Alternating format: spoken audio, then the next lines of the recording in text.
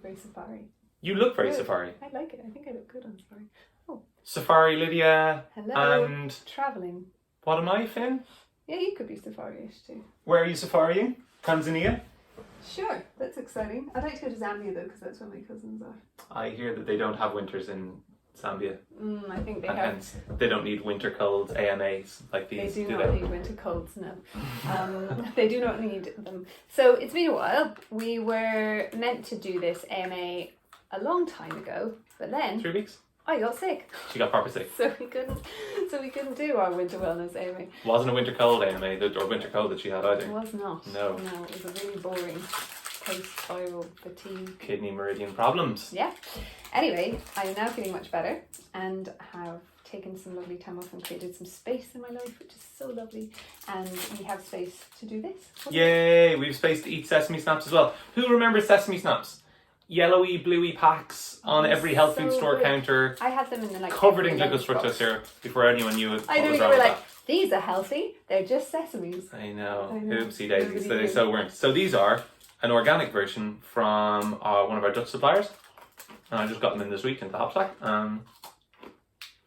They're delish. Guess what? I don't actually look at the ingredients. Okay. No, they are. No, they're okay. 100% are they organic? They are, yeah. Everything this company sells is organic. That little leaf, if you're ever looking for organic symbols these days, they're getting a bit weird to find. That is the symbol that shows something is organically produced in the EU. Organic certified in the EU, rather. They're so delicious. They're so yummy. I'm going to put up a recipe for how to make them if you can't get into his shop. But That's obviously smart. go to his shop and buy them first. Or if you can't get into the order them online, you never need to make them for Did you like yourself. that one? You just never need to. Never DIY them. That's the only way That was to good. wink. Is that what travellers do, is it? I'm well travelled and I'm just going to wink like Yeah. I don't know, like an cool it girl from safari London. chick. Nah, like a London it girl, I think that was that Wow. wink. It was. I don't even know how London it girls wink. Now you do. Anyway, Look like that. Finn knows about it. Okay, so we got some questions that you guys sent in last time, and we are going to answer them, and slightly more on point. Let's hope so. Like as the this point. first 3 minutes hasn't been. So the first one, I haven't a clue about health and nutrition. Any key recipes or foods to start with this winter? From Moon Age Daedra, I think, isn't it? Daydream. Daydream, cool. Daedra. I was like, that's an interesting spelling, Deirdre. So, Moon Age Daydream. Okay. There are so, loads of key recipes. Oh my so god, many come key on. recipes. I mean, I guess ultimately you're thinking like soups and stews and slow cooked foods if you're looking at like foodie foods as opposed to like there are lots of healing recipes, so we can talk about them as well.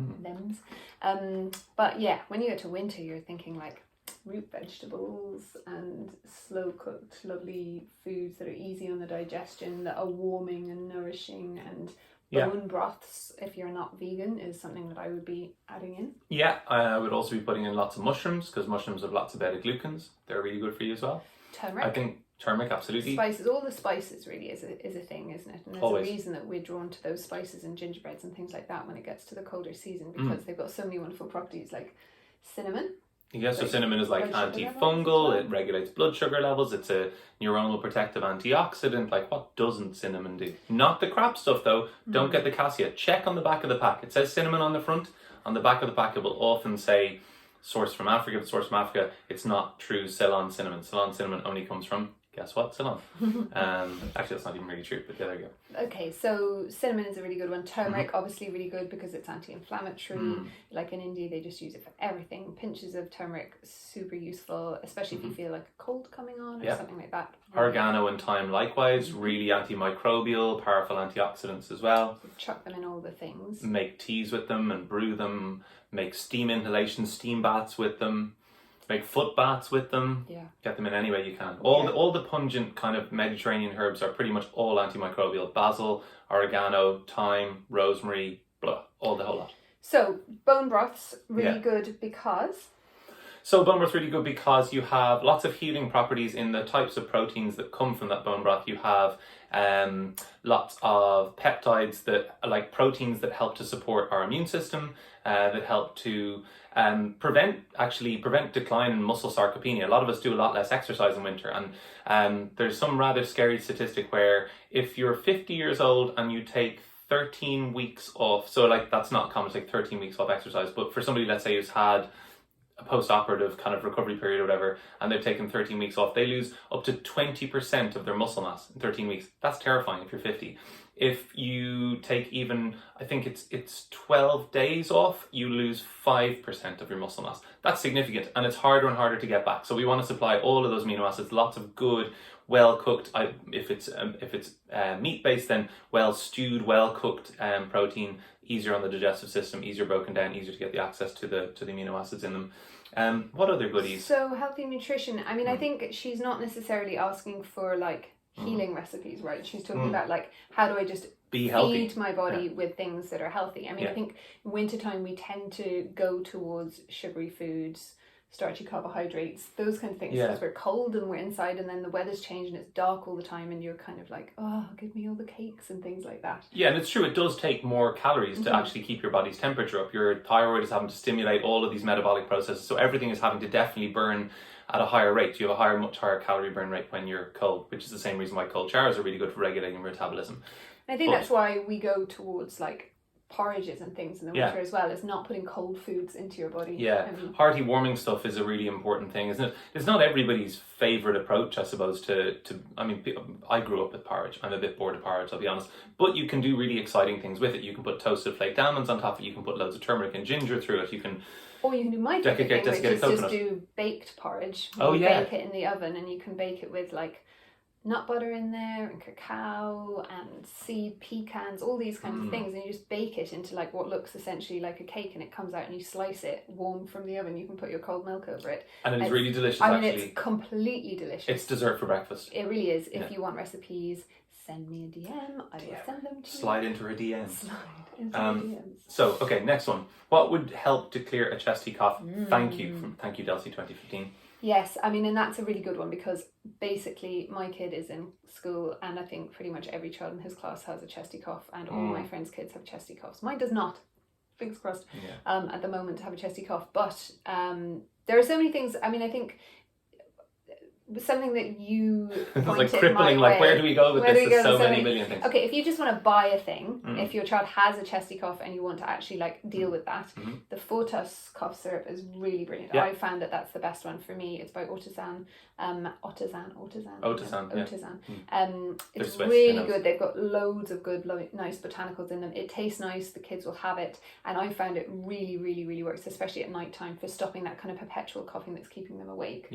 The thing that I found the best for me when I have a chesty cough is the mustard compress, though. Yeah, it's amazing, isn't it? Mustard compress is an amazing thing to help to clear congestion, heavy congestion on the chest, and that's one of the reasons why people get repeated illnesses or ailments in the winter, and also one of the things that really weakens a chest over time. Speaking personally, my mammy has COPD, and that's like essentially a result of having recurrent pneumonias, and those pneumonias are, you know, whatever infections that live deep down in the lungs and really put a lot of strain on the lungs and that whole system, your whole respiratory system. So anything like mustard that helps really break up kind of...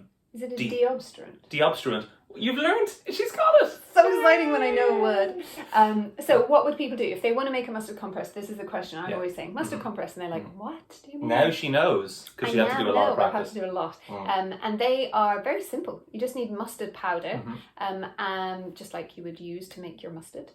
Although I didn't know that, because I didn't use that. I used to buy my mustard. But anyway, if you just get that powder and then you make it into a little paste, so quite thick. With cold water. With cold water. Good. And then you need baking paper, like greaseproof paper, and you make that paste spread it onto the paper in about the size of one of your palms. Maybe a smidgy maybe bigger than a palm. Bigger than a palm size. So you spread it across. You want it to cover like this much of your chest, essentially, like that centre part. You think about where the bronchioles or whatever, those things, bronchi break apart in the centre, that kind of Y shape. You want to cover that kind of area particularly, Yeah, and then you fold the paper in, so that you make a little parcel, and then it's the parcel side that you put onto your chest. That's really key. So it's not the one layer that's on the other side, it's the 4 layers that are wrapped over each other that you put onto your chest, because the mustard can actually burn your skin pretty badly. So you have to be really careful with this advice. This is not something we just give out willy-nilly. Oh, we're just giving it out willy-nilly. Whoops. But it's something that, you just have to be a responsible adult. One of the things that we love talking to people about, I'm not going to segue for ages, I promise, Lydia, but one of the things we always talk to people about is like how this is about empowerment, and empowerment is also about responsibility. With great power comes great responsibility, as we all know. It's a really important thing if you're going to take steps to move yourself off traditional, conventional, medical, whatever led thing where you just go to your doctor at the drop of a hat as soon as you feel a tickle in your throat.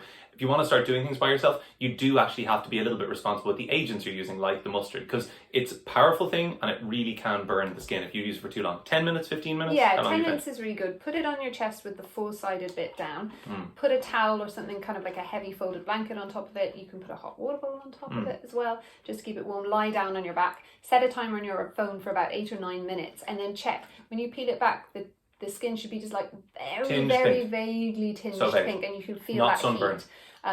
And then when it does that, then you just take it off and you're ready to go. The only thing that I would say is don't do it after around 4 o'clock in the afternoon, because it does bring stuff up. That's the point of it. So you don't want to do it in the evening when you're bringing stuff up when you're trying to sleep. But it's a fully amazing thing. You could do it like once or twice a day.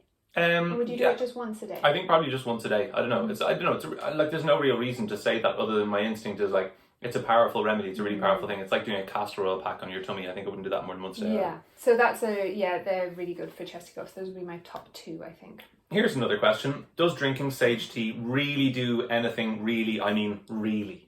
But really though, does it? Well, I'm a big sage tea fan for many reasons. I think it's super for sore throat. I've always found it really useful for that. And mainly I take it for menstrual cycle regulation things. So when I would be coming towards my period and during my period, I would have sage tea to help kind of regulate the hormones. And I find it very, very helpful. Yeah, it's known as a cooling herb as well. It's like, I know I've had actually somebody in the shop recently who said that they started using the tincture form of sage and they literally stopped sweating. Night sweats just disappeared. Yeah, menopausal stuff. I mean, sorry, I wasn't even thinking in that avenue because I know it's a whole different thing. Winter, why would I use it? But yeah, it certainly is. His mum was calling him. Probably something to do with the shop. Sage tea. Maybe. Have we run out? Yeah, it's really good. I mean, my mum takes it. Anyone I know who is menopausal, I would say, like, take this. Sage is really good. But I mean, I think for winter wellness things, it would be more commonly known for like sore throaty type things, right? Exactly. Yeah, very much so. So it's an antimicrobial on contact. I think that's really the main reason to use it. Yeah. Also, I mean, like again, thyme tea, sage tea, any of those things, rosemary, all of those guys. All the ones that are in your garden. Yeah. I mean, that's the thing. It's like healing from home. Yeah. That's why they were there. That's why we grew them traditionally. One of the reasons I'm presuming that this person wrote in and said, like, does it do anything really? I mean, really? Is because like it's a tea. And like, what's a tea? I mean, like, we've got them in our hands right now. I'm drinking chaga and saffron, pretty powerful. Nice, and you're drinking Tulsi. Ooh. And teas like can run the gamut from like something you can give to an infant, like you can literally put it into an expressed whatever bottle feed, to something that is enough to deal with some serious disease. And that depends on how long you brew it for, how much herb you put in, how fresh is the herb, what's the quality of it, all that sort of stuff. So I think with the sage tea, it's the same. If you want to like gargle with sage tea, which is an amazing thing to help to fight off, if you got like little white spots on your tonsils and you're kind of going, oh dear, serious like tonsillitis on the way. Yes, maybe there's an antibiotic situation going to come, but can you try and prevent that with like a gargle done like 6 or 7 times a day with tea that's been brewed for like, 10 minutes, 15 minutes. So it's like strong and it's got loads of antimicrobial properties in it. So yeah. Yeah, when I had my kidney thing recently, I used goldenrod tea and parsley tea. And it's instantaneously you feel the difference. Like if you've got a kind of a UTI type thing, which people commonly do get in winter, that kind of kidney cold thing, you really notice a difference. You notice how the medicinal benefits really work, even just from fresh parsley chopped up and steeped in the water. The stinginess that you get when peeing is gone really quickly. Wow. Like within half an hour, 45 minutes. If you're drinking, and you drink a lot of it, because with the natural remedies things, obviously they're not like whacking it over the head with the thing. It's like little input, little and often. But I found a massive difference with those. Within a day, the stinginess had disappeared just from those teas. Next question. My son is a celiac and always has a runny nose. Are they connected? Well, it sounds like somebody knows they're already connected when they're asking that question, I think. Hey? Yeah. I mean, I think they are connected. Why are they connected? Personally. How can they be connected? Yeah, it's such an interesting thing, isn't it? And I think, what you commonly hear people talking about is the dairy allergy thing. People kind of go, oh, like snotty runny nose. Those kids that have the perpetual snotty runny nose, like, have you eliminated dairy? And that's because the immune system is activated essentially by digestion. So all the time when we're digesting things, you've heard, well, you might not have heard of lectins, but lectins are like, basically when you've gone through all your diet and you cut out all the bad stuff, I promise you there's still lectins left in there. And unfortunately lectins are another thing. They're a compound in like the skins of a lot of vegetables and stuff, and they're designed to prevent pest interference with those foods when they're living. every food pretty much has some sort of irritant compound if you look at closely in it enough. But a lot of those irritant compounds encourage hormesis, so they can, in a body that's strong, they can help to develop resilience. So we're thinking maybe along the lines of like what we might commonly understand what a vaccine might do, like a little bit of a thing that triggers a bit of a response, and then the body has an adaptive response. So it's not, we're not talking vaccination, but that's kind of the idea in terms of how your immune system works. When it comes to a celiac, they have an immune system that's on high alert, chronically on high alert. And what's a runny nose? A runny nose is your body going, I have some sort of irritant compound or a pathogen inside my mucous membranes or inside my airways, and I want to clear it. And that's why your body produces phlegm, produces mucus in order to flush. The problem is that chronically runny noses or chronic overproduction of phlegm, you look bored, is... No, I'm like, like I must be talking really boring here. Yeah. That chronic overproduction of phlegm or overproduction of mucus is going to lead to congestion, and that congestion is going to cause, unfortunately, little bacteria to get to have a little home inside your airways and inside your lungs. And so definitely when the immune system is stimulated in the digestive tract and like in the bloodstream from the presence of, let's say, whatever it is, if that celiac might be responding to glutenins and gliadins in their diet, but also probably lots of other things as well, because the immune system is on that high alert. It's also going to be a case that their airways, not always, but in a lot of cases, their airways are going to be also reactive and overreactive to antigens and pathogens in the environment. It's the same way when you have any autoimmune condition, they can show up all over the place. Genetically, if your parent might have had multiple sclerosis, which is an autoimmune condition, you might then have Crohn's colitis. So autoimmune conditions can cross the gamut, can they move through different parts of your physiology. So it's not the case that just because it happens in one part of your body, it means that it's located there. It's located in your immune system, which is happening everywhere. Yeah, I was when you thought I was bored, I was just thinking about histamine and inflammation. You're busy not listening. And I was thinking, yeah, it's interesting, isn't it, though? Because like we often think of a runny nose as a sign of like, you know, you've got pollen or you've got some kind of a histamine reaction, and that can happen also, of course, if you're celiac or if you're dairy intolerant and you're taking those things in, your histamine reactions are going to be elevated. There's inflammation through the whole body, and that inflammation doesn't just stay localized to one area, it tends to travel through. Moves around, yeah. Yeah. There we go, so that's that. I never get colds in the winter. Does that make me superhuman? Superhuman. That's an interesting one, isn't it? I remember when I went to see Dr. Jane Donegan, I want to say, she was one of the things that really changed stuff for me in my understanding about wellness and kind of winter wellness, I guess for kids specifically, she was talking about, but it relates to everyone, was that she was saying if you never get sick, it doesn't mean that you're super healthy necessarily, because the body has this natural system where we're taking in environmental toxins or maybe toxins for our food or different things, and they come into our body. And if you imagine that there was like a little bucket sitting in your body somewhere and it's just slowly filling up with those things, at some point that bucket gets full and your body needs to kick into gear for its immune system. That was terrifying. That was high terrifying. Wow. It was like, I'm really bored. Lydia's talking what happened? now. Stuff. I don't know. Terrifying. It's crazy. Nobody's ever seen that happen before, and hopefully it never happens again. Let's hope not. Stay steady. Okay. Anyone still with us? So the point is that she was saying, if your immune system is healthy, is working well, it should recognise when that bucket is full, and then it'll naturally do a clear out, and it'll clear out all the rubbish that was sitting in there, and that might take the form of a cold, commonly, especially in a child, and that's just like a natural clearing. It's a sign that your body's working really well, and it really changed my mindset around it, because it made me go like, oh, he's got a cold, and that means his immune system's functioning well, rather than going, oh no, I've done something wrong, I must be giving him not enough of something. Yeah, exactly. That is exactly the thing. So when we're getting sick on a regular basis, but I think the measurement of a resilient and powerful immune system is how quickly you bounce back. If your body's really dragging and really taking time to recover, then you need to look at maybe dietary intervention stuff that maybe you're not helping yourself with. Think about your movement strategies, think about hydration, think about stress levels critically. Those are the things that slow down your body or impede your body's ability to bounce back. So like I was saying, the adaptive mechanism that is hormesis, when your body is in, like, balance is not a thing where you stand like that. Balance is the thing where you're shifting like this to this and you're finding the equilibrium in the middle. But it's just how small that movement is and how much time you can spend in that center spot. So there's like, all of that is about having like good equilibrium, good balance, strong immune system, isn't it? So just as a kind of a barometer for people who are listening, Ben, if there's a mum whose kid gets colds all the time, like how much would be like a healthy immune system amount of colds versus like Oh, okay, far yeah. too many colds, because That's you don't interesting. want people to go away thinking, oh well, my kids get colds all the time. Great, their immune system's working If really you- well. Okay, if your kid's out in forest school, like think about kids from 50, 60, 100 years ago, kids you would have read about in storybooks or whatever. Kids are snotty-nosed. That is a thing. If they're snotty-nosed and they're out walking in the woods all day long, I think that's maybe a sense that their immune system's just responding to the thing. There's constant cold air going in. The faster is your body has to heat that air up. The colder the air is, the more chance of bacterial infection stuff. So you're probably going to have a lot more of that snotty stuff. I know when I cycle to work, in the wintertime, I'm nearly always like my nose is running when I get to work, but it's stopped within a minute or two, so that's no big deal, right?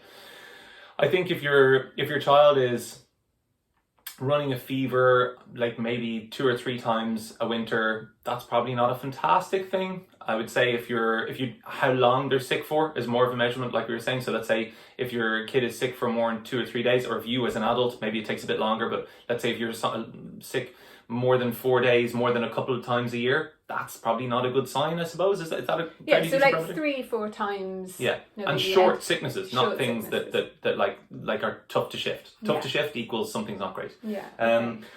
Will I get sick again if we don't have to wear masks? You will. It's the truth. It is the truth, because guess what? Our immune systems are in need of constant exposure to pathogens in order to build resilience. The hygiene hypothesis, this thing that was born out of the 1940s and 50s, out of the chemical industry, that decided we should sanitize every surface and remove all the bacteria. We knew by the mid-90s, that antibiotic resistance was happening as a result of, unfortunately, bacteria getting this like vacuum, bad bacteria getting this vacuum to work in, by our immune system not getting challenged constantly by small doses of bacterial exposure. Kids putting their hands in dirt and soil and feeding themselves and eating muck, that's a good thing. So like when there's a situation where you have a lack of exposure for, and it's been what, 1 year and 10 months, nearly, we're heading on for 2 years now. That's the sort of thing that definitely is going to cause problems. We're going to have challenge. And if we stop wearing masks right in the middle of winter when there's already colds and flus going around, I promise you there's going to be a proper issue and big time pressure on our health service at that point to cope, right? Yeah, I mean, it's no surprise. Like, so many people now are sick. Like, everyone went back to work, went back into the offices, kids all went back to school, everyone got sick. And like, of course everyone got sick, because we've just been sitting in our little hermetically sealed houses. We have this not freshers flu exposed thing to going around. You anything. heard about that? The what? Freshers flu? No. There you go. Freshers flu is a whole phenomenon this year, which apparently was for the first time because all of the kids that went to college this year who, had been at home for the last year and a half, they hadn't been in school, they hadn't been exposed to stuff, hadn't been hanging out with their friends in their friends' houses, no swapping of spit at the discos. I know, truth. They don't spit at each other in discos, but you know what I mean. Anyway, so they weren't sharing bodily fluids in any way, shape, or form. They weren't cutie pie kissing. They weren't doing that either.